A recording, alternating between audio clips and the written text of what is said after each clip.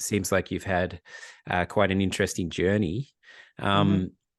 To kick it off, let's start there. Let's go back a bit. What are some of the significant challenges you've faced on your journey that you've had to overcome, and how has that kind of led you to where you are today? Sure. So I mean, geez, what haven't I experienced at this point? Mm. Short version of my story is in the span of 5 years, while I was running my family's business as an SVP, I was the only woman in a very male-dominated industry, very young. So big deal that I was in this leadership position. But behind the scenes, no one had any idea that I had gone through a miscarriage. I was in an abusive marriage. No one had any idea. I was ashamed to let anybody know because I was afraid they were going to judge my leadership abilities if I couldn't control what was going on in my home. And then when my son was 5 months old, I left, literally became homeless in a day. I had to leave him my apartment and everything. And when all the dust had settled, went through a very high conflict divorce with everything going on, had finally bought a new house, had been on the up and up, had actually even been in a different relationship with somebody who I was talking about getting married, and we were going to have another kid, and our kids were best friends. I was the one to discover he died by suicide. So in this very short time frame, experiencing that much stuff, the one thing that kind of stood out to me was, even as traumatic as that suicide loss was, that day I remember I had to wait for the detectives to arrive to rule me out as a suspect, which is really kind of wild when you think about it. It's like more trauma, trauma, trauma. But I had this sense of almost peace in a way, because I knew if I had gone through hell and back the years prior to that and made it through it, if I could figure out what I did to keep moving, that I was still going to be able to do so after the suicide loss. And in short, that's when I started my business. I left a 15-year career because I wasn't inclusive for me to be with my kid, with the hours and everything I had to work as an SVP. So I started my coaching and speaking business at that point. Within the first couple of weeks, I had paying clients. Within the first couple of months, I had an audience of 60,000, not 60, sorry, 30,000 people online. And within a year, I was a TEDx speaker. And now I work professionally as a keynote speaker as well as a coach, coaching on high performance specifically, and working through overwhelm and continuing to move no matter what the circumstances are. And yeah, that's my journey. And that's where I am. And it's been a relatively quick one. It's been within the last decade. Yeah, it's a very intense and condensed period of time for such Mhm. intense stuff to go through. Mhm.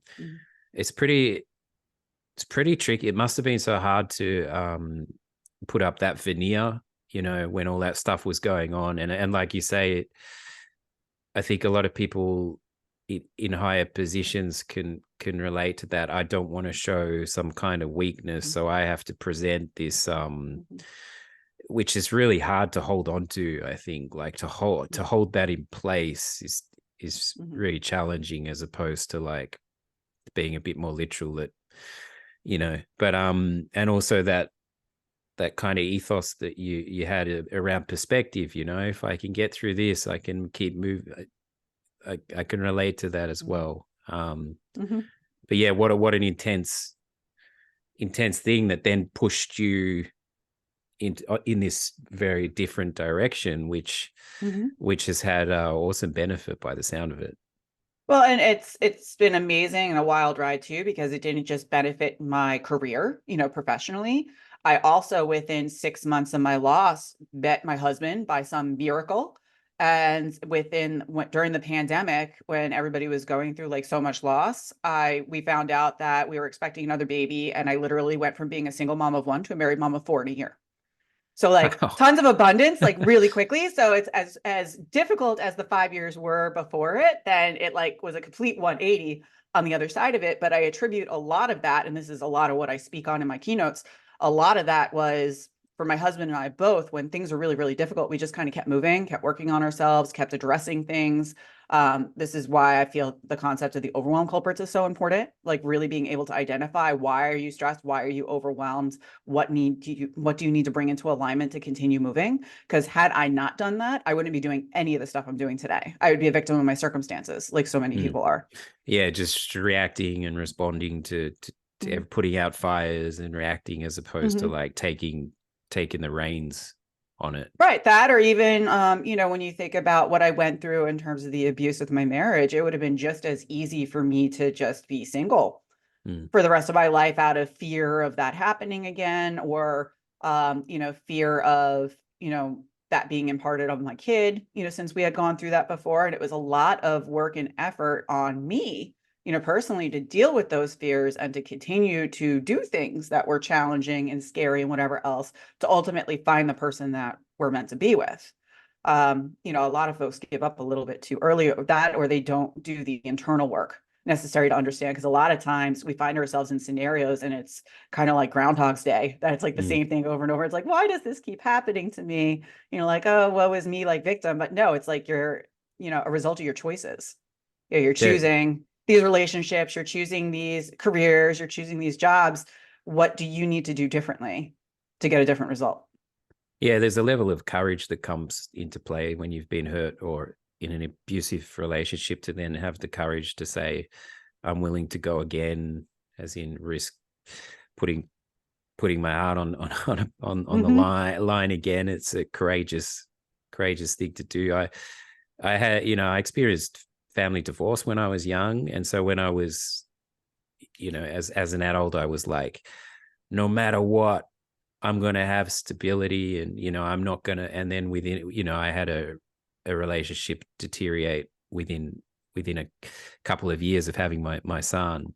After I swore to myself that was, not gonna not gonna go down. Yeah. So for anybody who's feeling that overwhelm that you're talking about, like just overwhelmed, where does somebody like start to get out of that like reactive state? What do Mm-hmm. you recommend? The I recommend using this framework that I developed called the overwhelm culprits. They're really easy to remember. They all begin with a C, and they're a lack of one of these five things. So the first one is a lack of clarity, right? It's not only important to know what it is that you want, but why you want it, because otherwise you're getting overwhelmed taking action on the wrong things, right? Which is why you're getting a different result than what it is that you want. So that clarity, first and foremost, is super, super important. It almost forms the foundation for all the other culprits, right? The second one is confidence. So it's not just a matter of knowing what you want and why you want it. You have to believe you're capable of doing it. And so many people, I find, they get tripped up by either what other people have told them what's possible of them, what society tells them they should be doing. They internalize everybody else's dialogues as their own, instead of from within doing an audit and being like, what is it I'm not confident about? What is preventing me from getting to there? And what skills do I need to bridge that gap? Because it's really just a mismatch of skills, or education or learning. So what is it that you need to learn? So great example of this, just to share a quick story, is before I had gone through the suicide loss, I was actually in therapy at that time to deal with some depression, which I didn't know was depression at the time. And it all stemmed from me having a 20-hour-a-week commute going to my corporate job. I got to see my son maybe an hour in the evening. That was it. He was a baby. It was really, really wearing on me. And my therapist at the time had asked me, she said, well, have you considered another career? And of course I hadn't, because I was groomed to take over my family's business, Mm, right? You kind of don't believe that there's any other option. And she had said to me, well, have you ever considered becoming a coach, like a life or a business coach? At the time that I've known you, you have this great ability to be able to continue to take action and figure out next steps, which are what coaches do. Therapists help you figure out how you got to where you got to, where coaches help you figure out what's next. You have a really great skill set for that. If you teach other people how to do it, you could have a huge impact. And immediately I kind of dismissed it, because I'm thinking in my head, I had actually watched maybe 2 weeks before that, I Am Not Your Guru, the mm, documentary on Tony Robbins. And I was so in awe of the way that he was able to just ask a question and change somebody's thinking in an instant. And I immediately dismissed it as being something that I could do. I was like, oh, this isn't an option for me. This looks like the most amazing job ever, but what worked for me, I don't have those skill sets. I wouldn't know how to do it. Plus, I'm supposed to run this business for my family. It's just not an option. So after the suicide loss has happened and I was really up against the wall, I'm like, I got to do something different. I can't be in this career. I can't deal with the commute. Something's got to change. That change got to start with me. That's when I actually went and started doing research on, okay, well, what are coaching skills? Like, what is a coach? Read all the books, took some certifications. And that's when I was finally able to see what my therapist saw all along. Working as a corporate leader for as long as I did, I was already coaching in a certain capacity. I knew a lot of the skills. I just didn't know, like, I didn't believe it because I didn't see it inside myself. So it took me going out and learning and doing what I had to do to see what other people could already see inside of me. So Mm. that's why confidence is the second one. The third one is your community. So, it's the famous motivational speaker, Jim Rohn, once said, you are the average of the 5 people you spend the most time with. This is so, so true. So if you're overwhelmed because the people surrounding you don't know how to do what it is that you want to do, don't believe that it's possible, or don't support you in doing it, you're never going to achieve it. It's just not going to happen. And the way that you address this is by being very, very selective in who you choose to spend all your time with, right? Fourth one is your conditioning, which is your physical and mental health and wellness, right? So for working moms like myself, this is always the one that goes like straight out the window. This is I'm always coming back to. So if you can't pour from an empty cup. So a lot of times when we get super overwhelmed, it's because we haven't enough sleep, or we're not eating right, or we're not finding time to exercise. And a lot of times it can be a fairly simple fix by just evaluating, okay, well, how am I taking care of myself? How am I parenting myself the way I would parent my kids, right? You make sure that your kids are eating their vegetables and they're getting enough sleep and all that. As adults, we never do that for ourselves. So by identifying what is it that I could improve in this area, granted that's your culprit, then from there, it's going to help you kind of continue to take motion and action, because you're going to have more energy, you're going to feel better, you're going to show up better for other people. Which brings me to the fifth C, which is simply consistency. Taking one action isn't enough to get to where you want to go. You're going to beat your head against a wall for not having the results that you want. But truth is, it's, abs are made not only in the kitchen, but through consistent effort in your diet and your exercise and doing it day in and day out. You don't get abs in a week, right? It just doesn't work that way. So by having regular check-ins with yourself, whether it be a daily check-in, weekly, monthly, quarterly, right? How on track are you for your goals? How are you taking action towards it? Making sure that you're consistent. If you're not consistent, that's fine. With the regular check-ins, it makes it easier for you to kind of pivot and start over again, or maybe what you're working towards is in alignment for where you are today. That's fine too. But if you're not maintaining that consistency and that accountability to yourself and your actions, it's no wonder that you're going off path. You're not following the map in a way that you had set out for yourself. So those are the 5. And I find if you're able to figure out which one it is and pinpoint it, that gets you moving pretty quickly. I'm happy and sad for 2 reasons. I'm happy consistency is in there, because I was going to add that if that's a big one. And I'm sad because I just did a workout at the gym and I really thought I was going to have abs by tomorrow from this one workout. Yep, you and me both. Especially as you get older, it's like that timeline gets longer. Yeah. No, but the 5 C's are awesome. And yeah, consistency is definitely one. I just thought it's really cool that you had, like you say, you had those skills already, and you didn't necessarily realize that you'd already be doing them. You just had to like reapply them in a different way. And Right. and like you say, the environment you put yourself in, like a commute without kind of realizing it, can just be so subconsciously kind of draining, and you don't even know it, and before you even start the day, like you're just sapped from an exhausting commute. But by tweaking that, suddenly you've picked up more time. You've gained more energy, and then you can shift the focus with the things you've said, the clarity and so on. And also, who you surround yourself with. It's huge. It's huge. All those things are really massive. You've also talked a little bit about failure. It comes up a lot on the show. I personally love the lessons that come from, call it failure. I've always just seen it as lessons and like very accelerated growth in those those moments. So it's obviously something you see as very important as well. Oh yeah, for sure. I mean, especially for me as a business owner and entrepreneur, and in my coaching business, I'm known for working with brand new entrepreneurs. So people who have wanted to start a business but didn't know where to start, are overwhelmed with that process. That's who I usually work with.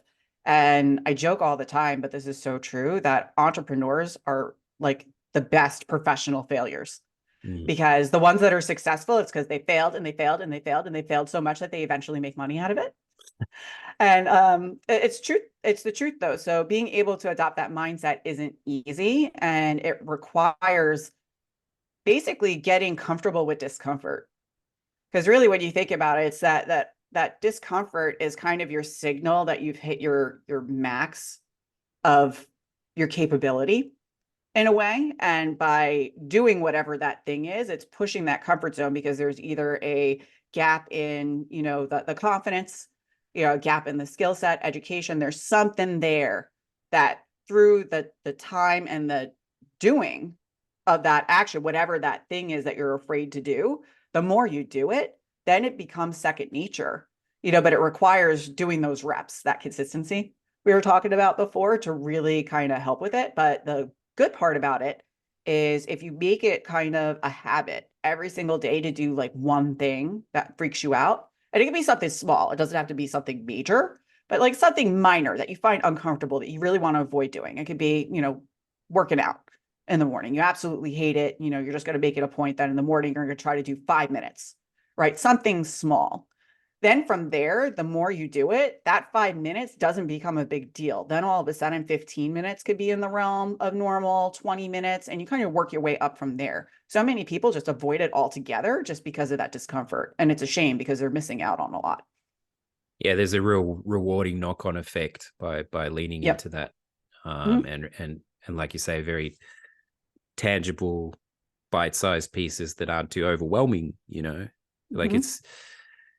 it's easy just on the fitness thing or whatever. It's easy. It's a bit overwhelming to say I want to, get ripped in 30 days or whatever. But if it's like, no, I'm just going to do the 5 minute thing, like you said, that's much more realistic and still just as rewarding when you see that you can do that and when you see that you can be consistent with that. Right. Mhm.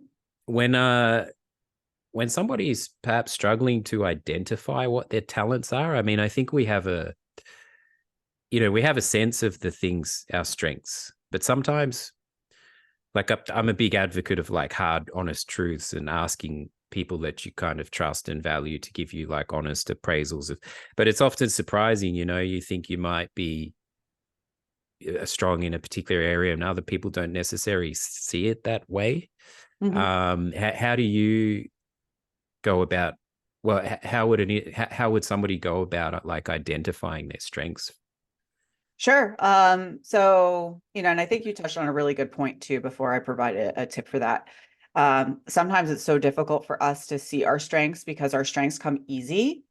And we're, especially in the United States, I can speak for, we're kind of conditioned that, when you work hard, that's how you're financially rewarded. So when something's easy, we kind of immediately dismiss it as being like, that's not valuable, right? That's easy. I could do it. Anyone can do it. But truth is, not everybody could do it. There's a reason that you're the best person to do whatever that is. So, usually when I'm working with clients on this specific issue, there's one exercise. I'm not going to take credit for it. I believe it was actually Marie Forleo that I had come across it. But one of the best things that you could do is send out an email, or you do a Facebook post, but I like emails, like personal ones.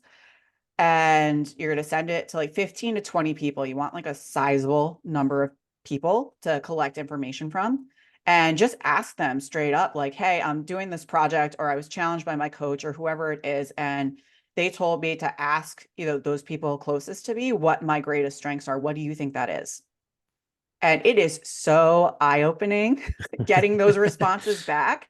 And it's a great way to kind of kick off your confidence if you're starting from a place of low confidence, by just taking all those answers and putting it in like a file on your computer, on your phone, that when you're feeling crappy about yourself, that you pull it out and you're reminded by these things that, people love and trust have said about you. And it's a great thing not only to know, okay, well, where are the ways that I could be of most value in helping and serving people? Because you're already doing that for your friends, your family, your colleagues, for the people that respect you enough to be able to respond to this exercise. But especially if you're looking to start a new career or get a raise or even to like start a business. Like I work with brand new entrepreneurs. It's a great place to start to begin to think about, okay, what are the different ways that I can monetize this skill set and get paid in a career or get paid as a business, right? Because this is something I've struggled with for a really long time. A lot of times we're not going to want to try to double down on those skill sets because we just dismiss it because it's so easy. But that's actually the path of least resistance to our own financial success by doing that, because you're removing all the friction. You're doing the Mm. stuff that comes easy, that's faster, that you do better than everybody else. And people value that, monetarily. So it's something to really double down on. Yeah, that's awesome because it's kind of counterintuitive. It's like, well, if this comes easy to me, then I can't. How can I have to push and but yeah, it's kind of almost counterintuitive, that thing. Yeah, there was I forget exactly who it was who I heard this from, but they had a great kind of analogy. Actually, I remember who it was. There's this guy named Brad Yates, and he does EFT tapping on Mm. YouTube. And I was listening to one on ease, because I want things to be easier. And sometimes when you have resistance to things like doing easy work and getting paid for it, that ease thing kind of pops up. And in it, he had described when you have a child, right, that has a great arm on him, right, and he can really throw a ball and he's really fast and everything else, you don't sign him up for bowling, right? You sign him up for baseball, or something like that. Like you make sure that like the sport's aligned with what the skill sets are. Yeah, It's no yeah, different for us as adults. yeah, And I thought that was such a great analogy. Now moving forward, anytime I'm looking to do a project or something like that, that I want like a quick win, I think of it in that way. I'm like, what's the easiest, thing that I could do that'll get me the quickest results? Not unlike me signing up my kid for the sport that they're naturally inclined to be good at. yeah. No, for sure. It's like just that it sounds simple, but sometimes it's yeah, we like you said earlier, like voices come into play, other people's voices, Mm. societal ideas of what we should be doing, and kind of losing track of like that inner kind of compass that we have. Yeah, but just the less is more kind of thing. It's just so rewarding and can be quite confronting when you do receive financial incentive for something that you love. It's just like, wow, Mm. um, Yep. to be embraced. The other the it's a tradition on the show to have guests offer a challenge to listeners. You've already mentioned a couple. You mentioned the 5 minute thing, the stepping into discomfort. Um, Perhaps for somebody struggling to get motivated, is there anything else that springs to mind? Um, I could give a really good one for folks that are really in like the depths of it, that are going through something really serious and they're really overwhelmed and every day is like a true struggle. And that is to live day by day, but not just live day by day, but instead of focusing on the things that you don't have in that moment, because usually our, deepest, darkest times are times of loss. Either there's something that was taken away that you didn't want taken away, or there's, some kind of opportunity that didn't pan out. So again, that's a loss in a way. To instead focus on what is actually going well for you that day. And I remember when I had first gone through the suicide loss, and I couldn't even get out of bed. It was that bad. I was incapacitated for 3 weeks. My family had to come and help take care of my son. It was crazy. And the way that I was able to get myself out of bed that day was by each morning before I got up, I tried to think of 3 things I was grateful for. And it started off as like stupid stuff. Like, I am so glad that I found my son's missing shoe. I'm so Mm. glad I did laundry yesterday that I don't have to do it today. Right. These are like real ones that I did.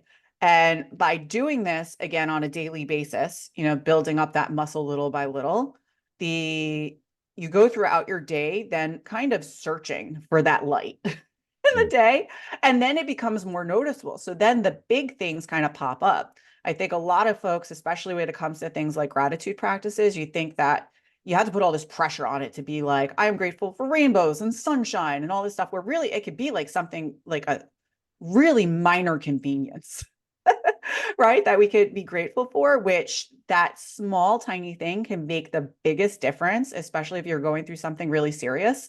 And it'll help you get through that morning through going to bed that day and just focus day by day and do that day in and day out. And your situation will change, guaranteed. I like that because it's the same feeling, right? Regardless of the size of the gratitude, it's the Mhm. same. And I like that you referred to it as a muscle because it's, yeah, just get that muscle going, yeah, that's very cool. I also remember that's a great one. I mean, you also mentioned the email one, you know, sending out the email to people about Mm. your strengths. So there's lots of Yep. lots of challenges there. Where can people find you? You can find me at corrielo.com, CORRIELO.com. And if you go there to visit, I do, if you like the overwhelm culprits and you're curious what yours is, I do have a free quiz there that it'll tell you what your culprit is and exactly what to do about it. Cool. Well, I really appreciate your time. There's been a lot there in quite a short time. Yeah. So Yeah. thank you so much. Thanks for having me, Daniel.